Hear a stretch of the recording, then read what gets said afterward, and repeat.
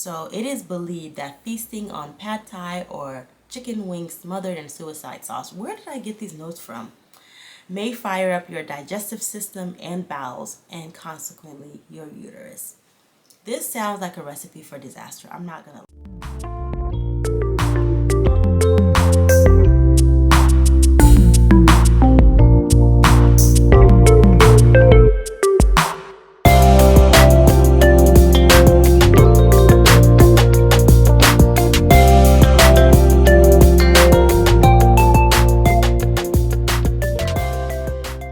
Hello, listeners, and welcome back to the Jeune Maman Podcast, where we talk about all things pregnancy, postpartum, motherhood, tips and tricks, and more from a Senegalese American perspective. I'm your host, Aissatou Gise, and in today's episode, I'm going to be talking about inducing labor, old wives' tales. So, what are old wives' tales? These are things that people have sworn up and down can trigger labor. So if you are in week 36, 37, 38 of pregnancy, maybe not 36, that's a bit early, but if you are at the tail end of pregnancy and it's just not coming naturally, these are things that have been said to trigger labor and get you across that finish line. So in today's episode, I'm going to be telling you what some of those old wives' tales are, if I've tried them, and if they work for me. Let's get started. Wait a minute. Before we get started, let me tell you guys that I am not a doctor, and this is not medical advice. These are things that I'm just talking about from my experience. I have to give that disclaimer because somebody's going to come out here and say, you told me if I did this, it would work. No, this is just my experience. Talk to your healthcare provider if you have any questions around how you can trigger labor, which they're not really going to tell you what you can and cannot do. They're just going to give you medical advice, and most of it is to wait for labor to start, or they're going to induce you. Anyways, if you are interested, keep watching for some of the things that are said to have triggered labor for people in the past. So the first one that we have is okra water. So this is basically where you take fresh okra, you cut off the tops, you can chop them up if you would like, but you get a big water bottle, fill it up with water, and put the okra in there, and then you put it in the fridge overnight, and then the next morning you drain it and you drink that water. The claims here is that it can actually make labor go faster. So it's not necessarily an induction method, but it is a way to make labor go faster, and for when that baby is coming out, for it to just slip right out. Isn't that wonderful? It's not backed by science. That's just what they're saying on the streets. So I did try this starting at 36 weeks, I think it was for me. I was drinking the okra water pretty much every single day, and I was nervous about the taste and the texture. Nobody wants to drink slimy water, but surprisingly it wasn't that bad. And what I did was I wasn't sipping on it. I would literally get my big jug, do the whole filling it up, put it in the fridge overnight, drain it the next day, and then I would pour one big glass, stand there, brace myself, and just drink and just chug it away. And then I would drink regular water throughout the day. So I did that starting at 36 weeks. I think it worked because I didn't have a long pushing period. When it was time to push, within 10 minutes, my baby was there. But that, I can't attribute that to just the okra water. But I can't say that it didn't work. I can't say that it did. All I know is that I tried it and my baby came right out. So do with that information what you will. The next tale is dates. So starting at 36 weeks, yes, 36 weeks they say, eating 6 to 7 dates per day is known on the street to help you kick off labor. So the research behind this is because dates has an oxytocin-like effect on the body, which can increase sensitivity to the uterus. So basically the uterus is what needs to go into hard drive for you to go into labor and deliver your baby. Those contractions, oxytocin is what helps the uterus make those contractions, and basically eating dates starting at 36 weeks onward can kind of help stimulate those uterine contractions. It's also known to reduce, now this is a little bit backed by science, it's known to reduce postpartum hemorrhage the way that oxytocin does. So overall, dates is a really good thing to just eat if you like the taste of it. Some folks don't like the taste, so they'll blend it into a smoothie, but science does say that eating dates can be a very good way to help kind of ease into labor. Religiously as well, since we're talking about the Senegalese American perspective and Senegal is majority Muslim, from the religious standpoint in Islam as well, eating dates is highly recommended once you get into that tail end of the tail end of pregnancy as well. It's also recommended to take a little bit of a date, chew it up until it's very mushy, and then to put it on the roof of the baby's mouth when they're first born. But I tried to do that and I was discouraged against it. But that is something that is a thing out there. So if you do the research and you find out that you want to do that, definitely encourage you to make that decision once you've done the proper research. As far as the dates, I did try this. I love dates, so it was a no-brainer for me to get to that point in my pregnancy where I could be eating 6 or 7 a day. And I didn't go into labor spontaneously, so I don't think any of these things actually worked, if I'm being honest. But it was a nice thing to do. It has a lot of health benefits. Maybe I'll put it somewhere here if I end up feeling like it. But otherwise, I mean, dates are backed by science as a good thing to eat starting at 36 weeks of pregnancy. The next wives' tale is red raspberry leaf tea. So they're saying that drinking copious amounts of red raspberry leaf tea, more than 4 cups of 250 milliliters a day, is said to trigger contractions. I did not try this, so I can't speak from experience, but that is another wives' tale that they're saying. If you drink red raspberry leaf tea at the end of your pregnancy, you could go into labor. Well, you could trigger contractions, which is what causes you to go into labor. So it's a sequence. The next one, which is probably going to be the most recommended by any medical professional, is walking. Good old movement. So this is tried and true for a lot of people. It may not start labor per se, but it can definitely help progress labor. So once you do get to that point where you start having contractions and your body starts going into labor, the best thing that you can do is keep moving. You want to make sure that you are shifting your hips as much as possible, because that's what's going to help the baby fall into position. That's what's going to keep the pressure on your cervix so that it can dilate and soften and ripen and all those things. So movement is a good thing, and that's why a lot of doctors will just recommend that you take walks towards the end of your pregnancy if you are able to. If you get to a point where you can't walk because it hurts too much or you're just unable, you can simulate the swaying of the hips by sitting on an exercise ball and swaying from left to right, circular motions, all of those things. You just want to make sure that you're not staying still, because that's not going to help progress labor any. So you want to make sure you keep moving, whether it's walking, exercise ball, requesting a peanut from your care team once you go into the hospital. There's a lot of different ways that you can keep moving, even if you have the epidural. So make sure you talk to your provider about how you can continue to progress labor, and make sure that you get that baby out of there as soon as possible, because that's what you want, is your bundle of joy in your arms in the healthiest, safest manner, but also in a quick manner. Nobody wants to be in labor for 4 or 5 days. This next one is some people's favorite method because it's a 2-for-1. You can kill 2 birds with 1 stone, and it is sex. Yes, child, they're saying having sex can either push you into labor or, I don't know. Let me just read my notes. So they're saying that semen contains prostaglandins, I think that's how you say it.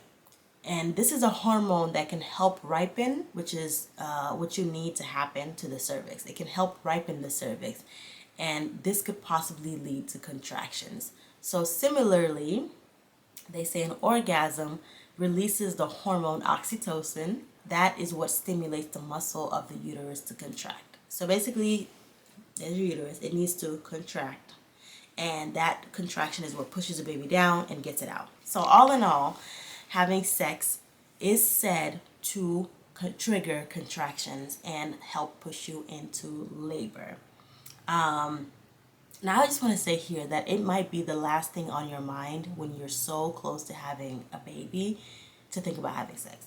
Like it literally might be the last thing on your mind. But some people, they still have a high sex drive, and so this kind of works for them. And other people, it's enough for them to have sex without thinking about the joy of it, just because they just want to get over that finish line that badly. I don't know. I don't know what to say about this one. Yeah, if you feel like having sex, go ahead and have sex. It could just be a 2-for-1 deal. Buy one, get one. I don't know. The next one that I have is nipple stimulation.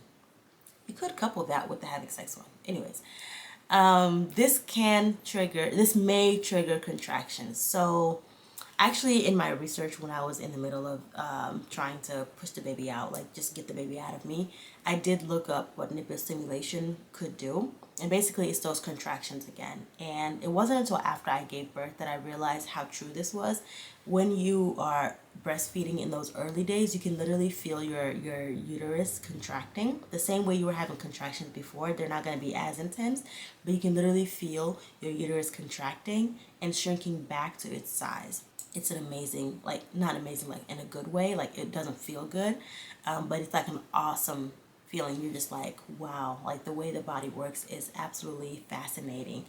But nipple stimulation can help trigger contractions and may lead you to labor. So basically, if you are near or past your due date, ask your OB about trying nipple stimulation. Yeah, so not something that you want to try like 36 weeks or 37 weeks if you just want to let things ride out naturally. But once you get, near or past your due date, this could be something that might be helpful to you. So ask your OB about that. The way that you do it is you can use a milk pumper, so manual or electric, or like I was mentioning, via sex. You can kill two birds with one stone. Basically, just be careful because around 36 weeks of pregnancy, lactation can begin. So if you are going to be trying nipple stimulation with the go-ahead from your doctor, that you're collecting any colostrum that may be coming out of your nipples at that point. So at 36 weeks is when milk production, lactation begins typically for a lot of women. So if you are doing that nipple stimulation, like I mentioned, just make sure you have a cup ready or a bottle ready to collect any milk. That first milk that comes out is very, very beneficial for your baby. So make sure you're not wasting that. For me, I did try to collect colostrum, but I didn't try to do nipple stimulation to induce labor. I didn't have a lot of colostrum, and it's not going to be a lot anyways, but it basically was like not enough for me to collect. Like by the time I saw something, it was too late and it was already seeping into my clothes. Sorry if that's TMI, but that's what this podcast is. So yep, I did try nipple stimulation for colostrum collection, but not for inducing labor. The next wives' tale that we have is spicy foods. So it is believed that feasting on pad thai or chicken wings smothered in suicide sauce, where did I get these notes from, may fire up your digestive system and bowels and consequently your uterus. This sounds like a recipe for disaster, I'm not gonna lie. It just sounds really uncomfortable. So basically you want to give yourself the shits so that your uterus will react and contract. I don't think that's a good idea. If you naturally like spicy foods, then go ahead. But for many pregnant women, heartburn is a big problem. So spicy foods and heartburn might not be a good idea. So I don't know. Use your discretion on this one. I didn't try it because I did have bad heartburn. So I didn't really need to add anything else on top of that. The next one that we have is castor oil. This is similar to the spicy foods route. Basically, you want to upset your stomach to the point of no return so that your uterus will just revolt. My notes say this unpleasant tasting vegetable oil is essentially a laxative. Y'all, the last thing you need while you're pregnant is to have the runs. Oh my God. So it says, when taken orally, you can try this. Whatever. I'm not going to talk about disguising the flavor because I don't think anybody should try this. And let me know that you want to. But it can cause cramping in the intestines, which surround the uterus during the latter stages of pregnancy. This is supposed to lead to uterine muscle spasms and labor. So basically, like I said, you want to give yourself the runs and have a shit fest. And that is supposed to kick you into labor. Oh my God. I mean, hey, to each his own. But I do have to mention for castor oil the side effects. So this is not recommended for first-time moms. This is not recommended for 36, 37, 38 weeks. This is like last ditch effort. If you are 41 weeks, labor is not starting naturally for you, and you get the sign off from your OB. I don't know that any OB would sign out to this, but this is not something that you try first. This is like last effort. You're getting real desperate if you're trying castor oil, because the side effects include severe cramps, dehydration, and diarrhea. Like, I'm telling you, the latter stages of pregnancy are so uncomfortable by themselves. The last thing you need is to add diarrhea and cramping and dehydration on top of that. It's not even healthy for the baby. So I don't know. Don't go overboard. Ask your doctor. Talk to someone that you trust who is a medical professional who knows your medical history before you go down this path, because it might be the path of no return. Like, once you kick this off, it might be that your baby's coming and you're just going to have a horrible experience because you're dealing with labor and all these other uncomfortable symptoms. Whew. Don't do that to yourself. And finally, what I have here is acupressure. So acupressure is a form of touch therapy used in Chinese medicine. The therapist targets specific pressure points on the mother's body, causing the baby to descend, press into the pelvis, thereby rightening and dilating it and initiating contractions. There are some that are directly designed to directly stimulate contractions, and it can also promote relaxation and relieve tension during labor. So this is kind of another 2-for-1 deal as well, where you're getting a massage that can also help kick you into labor. I didn't try this, but I mean, any type of massaging, maybe I did, because I mean, I got my feet rubbed every day. That was nice. Maybe I should get pregnant again. But I got my feet rubbed every day, got back massages. So, I mean, maybe it wasn't the way that acupressure is done typically, but any type of massaging, any type of just body pain relief and relaxation is going to be good for mama and baby towards the end of pregnancy, throughout all of pregnancy, but especially towards the end of pregnancy when your whole body is aching and all you need is some relief. So acupressure is definitely something that you can talk to your doctor about. Make sure it's safe for you, and if it is, go ahead.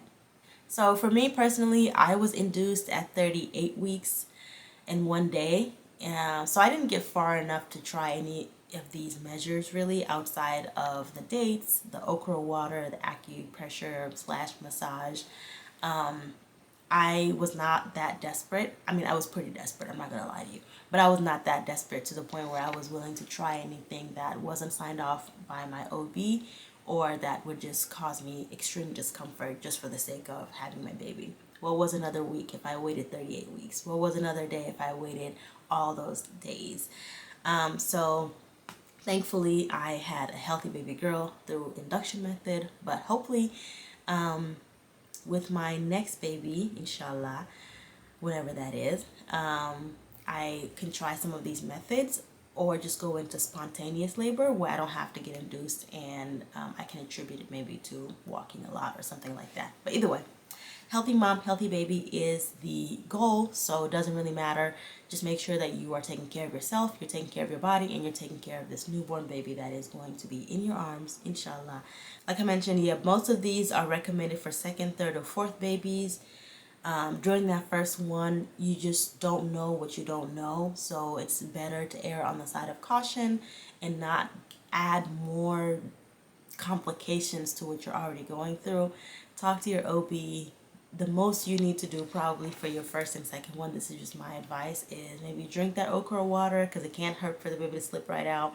Eat your dates, walk, have sex, and get a massage. Like, if you do those things, you should be fine on your first one. Then once you start having a little bit more experience under your belt, you can maybe get emboldened to try new things. But that is what I think in terms of old wives' tale inducing labor. I'm sure there are more out there. Just a quick search, this is what it pulled up for me. I'm glad that I didn't have to get to the point of having to try a lot of things. I know that when you get to be 40 weeks pregnant, 41 weeks, like, that is a very tiring experience from what I've heard, and I can imagine. So I could see why folks try different things. I would love to hear from Senegalese people out there if you tried anything that was specifically African, or like not even just Senegalese people, but any Africans. If you tried any labor inducing methods that maybe weren't mentioned in this episode or are very specific to the African culture, I would love to hear about that as well. And I think that's all I have for you today. I really wanted to just come on here and talk about these because I think they're so interesting. When you get to that point in pregnancy, all you can think about is the end of pregnancy, the end of pregnancy. So thank you guys for bearing with me as I talked about my experience, as I talked about these old wives' tales. And if you have any other suggestions, recommendations, if you are an OB out there and you heard me say something that's like, no, no, no, don't do that, also feel free to let us know. We are a community, so let's share the information where we can. And I will see you guys in the next episode.